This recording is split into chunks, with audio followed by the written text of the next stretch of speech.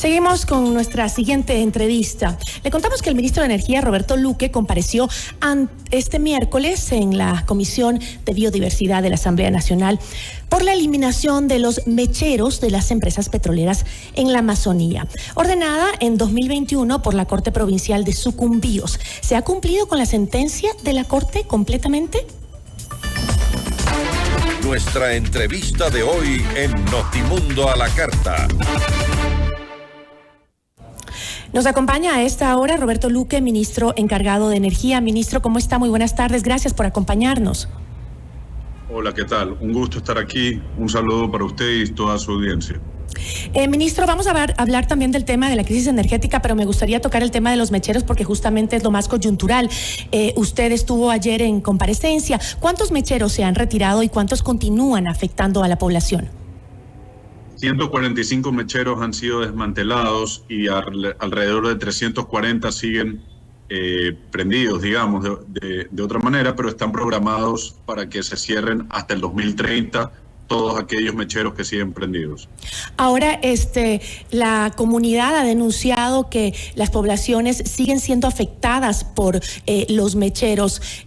¿Cuántos, según Petroecuador, pues la información es que se está haciendo el proceso, pero la comunidad sigue quejándose? ¿Han hecho un cotejamiento de la información que sale desde Petroecuador y de lo que dice la comunidad? Yo creo que lo primero que tenemos que hacer en estos casos y por empatía y delicadeza con la ciudadanía es solidarizarnos con ellos por las afectaciones ambientales que han ocurrido efectivamente por el tema de los mecheros. No se trata solamente de cumplir una sentencia que ya es obligatoria, digamos, sino también saber que es nuestra responsabilidad migrar a un tipo de tecnología o usar el gas de los mecheros para poder ser utilizado incluso siendo más eficientes, ¿no? Independientemente de eso, de lo que nosotros hemos encontrado es que habían ciertas redacciones dentro de la sentencia, por ejemplo, que hablaban de zonas aledañas y de poblaciones, mecheros aledaños a poblaciones. La definición de qué era aledaño y qué se determinaba como una población no estaba del todo claro. También entonces hubo que hacer algo al respecto, y no fue en nuestra gestión, sino mucho antes, que se definió mediante acuerdo ministerial unas distancias y qué significa un centro poblado, de tal manera que con esa definición de qué es aledaño y qué es centro poblado, sí se ha cumplido con la sentencia. Evidentemente, lo que yo planteaba en la Asamblea es que este es un tema tan delicado que tenemos que ir revisando caso por caso, y si es que hay otros casos que tengan que ser priorizados, independiente de lo que pueda o no pueda decir la sentencia, tendríamos que nosotros considerarlo dentro de un plan como más prioritarios aquellos mecheros que pueden estar cerca, me dijeron, de colegios y todo. Entonces, como resultado de mi comparecencia, yo les dije que vayamos a territorio y determinemos cuáles son aquellos que pueden llegar a ser prioritarios dentro de los restantes. Para eso, darle prioridad en un cronograma que sea racional, de acuerdo a los costos y a lo que Petroecuador se puede comprometer a hacer. Cuando usted habla de esta delimitación de la distancia a la que tiene que estar un mechero, se basa en este reglamento que emitió el Ministerio de Energía en el 2022, cuando dijo que debía retirarse los mecheros que estaban al menos a 100 metros de los centros poblados. Es correcto. Ahora, sí, ¿cuántos estarían viviendo, digamos, cerca a un mechero, al lado de, o sea, existen poblaciones viviendo al lado de un mechero? Porque además entiendo que según la información que dio Petroecuador, solo 2 mecheros se encontraban a una distancia menor de 100 metros y fueron ya eliminados en los primeros 18 meses. ¿Existen todavía entonces?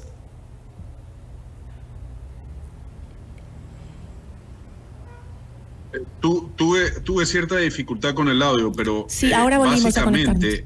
Básicamente, si le entendí bien la pregunta, se refiere a la cantidad de mecheros que estaban dentro de la definición de la distancia. Tenemos que entender que lo que hizo el ministerio en ese entonces no es solo definir una distancia, que son los 100 metros, sino que correspondía a ser un centro poblado, que son 20 viviendas, ¿ya? Entonces, Lo que puede llegar a estar ocurriendo es que hayan mecheros, y eso no lo sé. He pedido un informe a Petroecuador sobre este detalle, pero en realidad, si no, hay que levantar esa información. Si es que puede ser que hayan poblaciones que estén dentro de los 100 metros, pero que no constituyan un centro poblado porque no tienen esta definición de 20 casas, o puede pasar que haya una casa, pero que esté más cerca. Entonces, esos temas son los que tenemos que ver, y ahí es donde yo digo, lo de la sentencia es de carácter obligatorio y hay que hacerlo, pero ya ahorita hay que ver bien en detalle si es que hay perjuicio de ciertas escuelas, centros poblados o casas que estén colocadas cerca de algunos mecheros, tratar de ver que esos sean prioritarios en su desmantelamiento a futuro, ¿no? Gracias, ministro. Pasemos al tema energético. A finales de mayo usted señaló que se estaban haciendo los esfuerzos para que en 2 semanas se pueda pues adjudicar el contrato para la construcción de un dique seco que proteja las obras de captación de la central hidroeléctrica Coca-Codo-Sinclair, que estaba amenazada por la erosión regresiva del río Coca. ¿Qué sucedió con esta adjudicación? ¿Cuál es la situación actual de Coca-Codo? Claro, hay una unidad que se llama Unidad Río Coca, que es la encargada de gestionar todos los proyectos, ya sea de construcción o movimiento de tierra o de estudios para mitigar el problema de la erosión del río Coca. Al ser un problema, un fenómeno que es dinámico y que va variando en el tiempo, los estudios o los diseños del dique seco van cambiando a medida que este fenómeno se va desarrollando.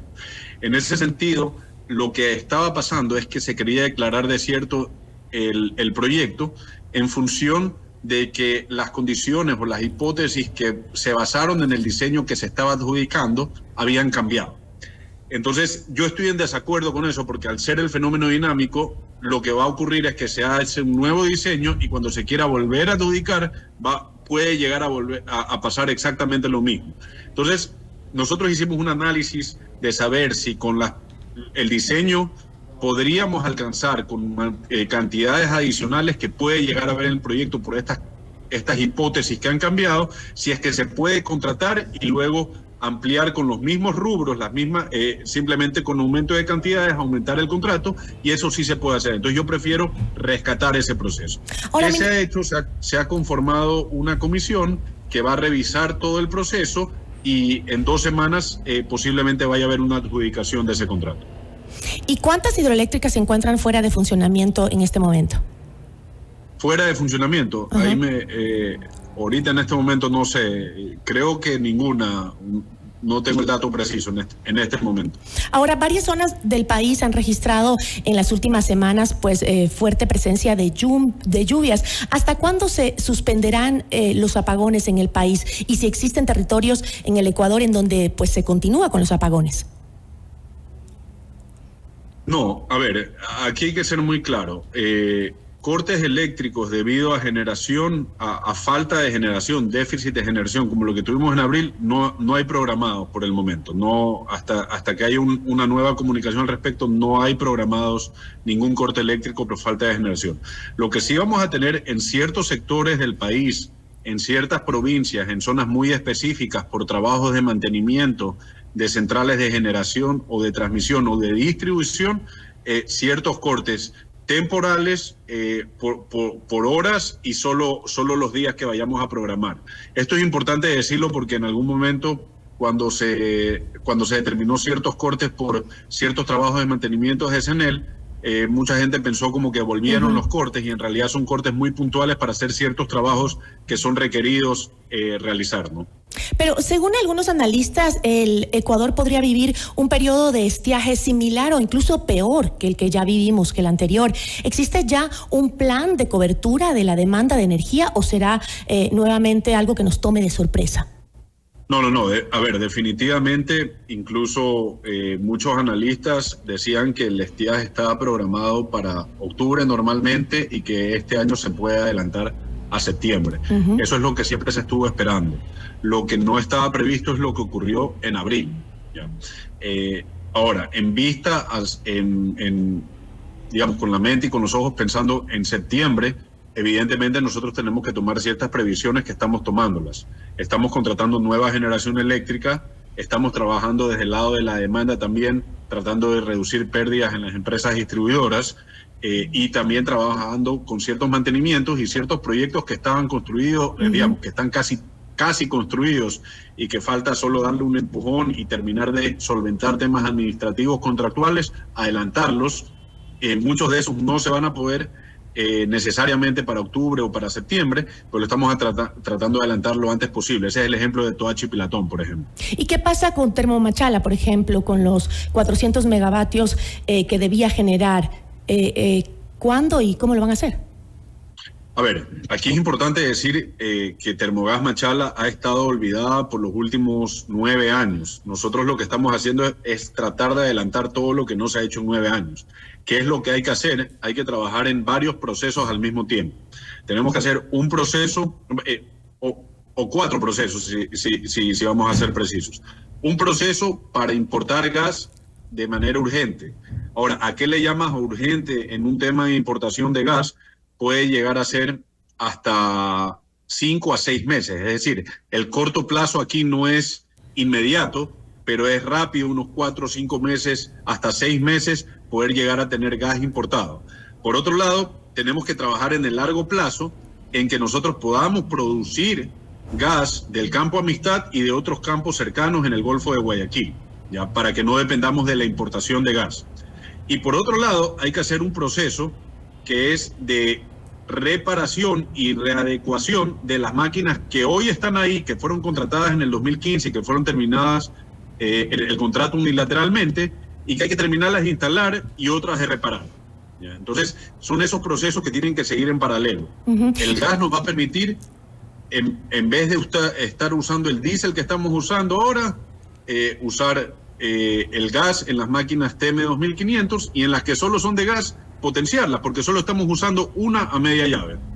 Y ¿cuánto de la cobertura de energía se sustenta con la importación de Colombia? ¿Y cuál sería el déficit si Colombia empieza a tener problemas otra vez y nos quita la venta?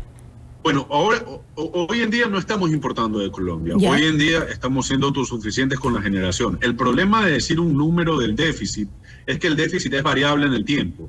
Hay meses del año que la demanda varía, es mayor que otros meses, sobre todo meses de calor en la costa tienden a ser de mayor demanda, y por otro lado la oferta también es variable y depende de las lluvias, depende del tema hidrológico. Entonces obviamente en septiembre y octubre tenemos menor oferta.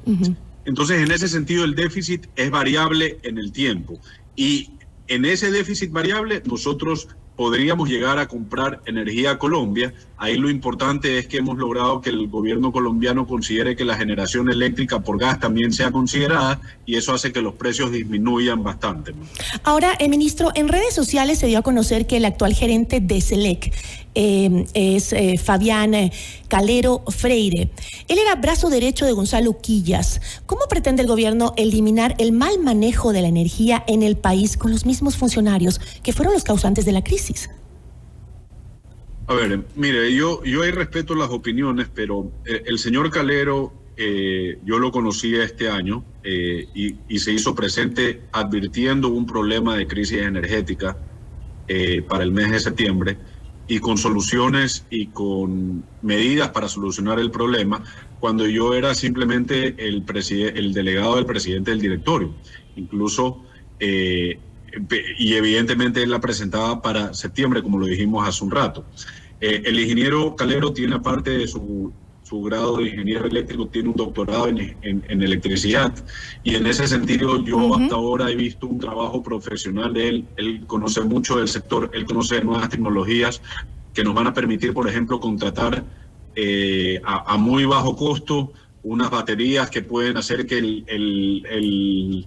la interconexión de Perú salte de 40 megas a 100 megas, y así le puedo nombrar una serie de medidas adicionales.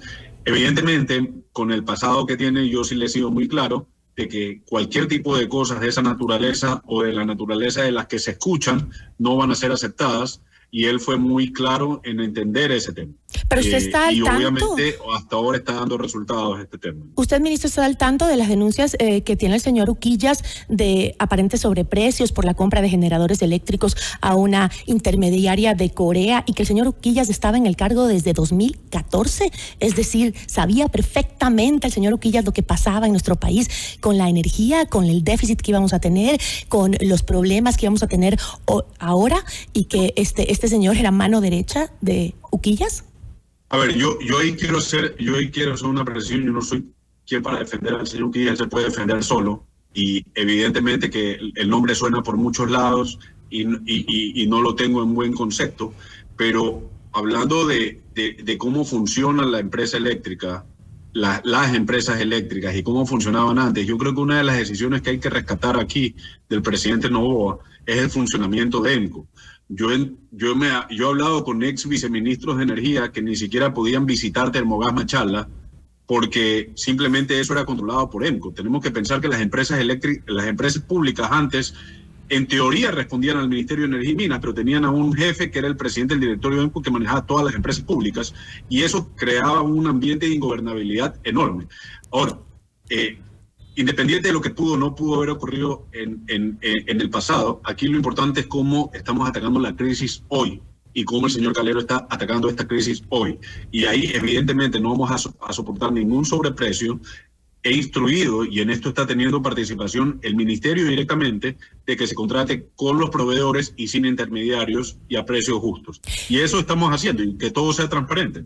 Justamente le hago la pregunta porque usted y el presidente han dicho que se encontraban enquistadas mafias del crimen organizado dentro de los procesos de energía del país, de los procesos de estas empresas, ¿no?, que eran controladas por mafias, dijo el presidente. Y cómo los ecuatorianos, la pregunta es, y se la vuelvo y se la dejo ahí porque ya tengo que cerrar y sé que usted tiene mucho que hacer, pero ¿cómo los ecuatorianos podemos confiar en que estos procesos son transparentes con los mismos funcionarios de las empresas donde supuestamente habían mafias, ¿no?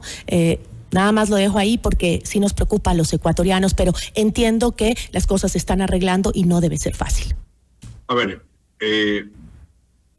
hay varios temas que son importantes aquí. Mafias existen, y son mafias no solo de funcionarios, porque yo tengo que, y nosotros hemos sido muy contundentes como gobierno con aquellos funcionarios que solo están pensando en su bolsillo y que solo están pensando en corrupción y en ver cómo le sacan jugo al contrato. Pero aquí también del otro lado hay gente y proveedores que usando la justicia se adjudican contratos, apelan contratos, y me estoy refiriendo a empresas de seguro, empresas proveedoras y empresas de mantenimiento. Entonces, las mafias van por todos lados y son de dos vías. Nosotros hemos sido bien claros y hemos sido bien contundentes con aquellos funcionarios que están mal, y también debo de reconocer que en cada empresa y en cada entidad me he encontrado con funcionarios que son muy buenos, ¿ya? No todo está perdido.